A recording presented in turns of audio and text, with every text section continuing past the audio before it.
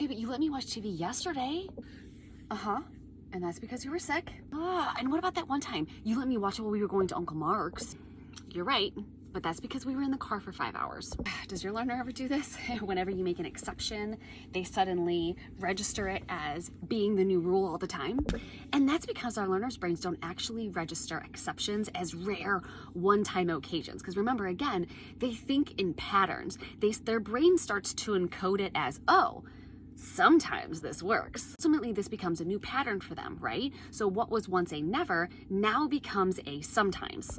We don't need to never make exceptions. We just need to reframe it to protect the original rule. So what are we gonna do? So instead of you saying like, yes, okay, fine, today you can watch it, you're gonna say something like, today is going to be our once-time exception. You're going to do it today because it's your cousin's birthday, but tomorrow we're going to go right back to our original policy of no screens before dinner.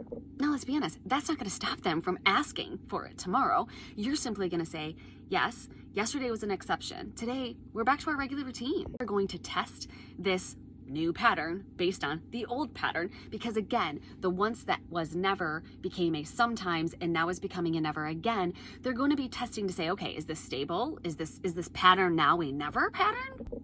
The goal isn't going to be to never bend. We should be able to make those exceptions, but we need to return to baseline as quickly as possible and remain steady during that testing phase so we create the pattern that was once an old pattern now becomes the new pattern. Thanks for joining me for yet again another Closet Chronicles in My Closet.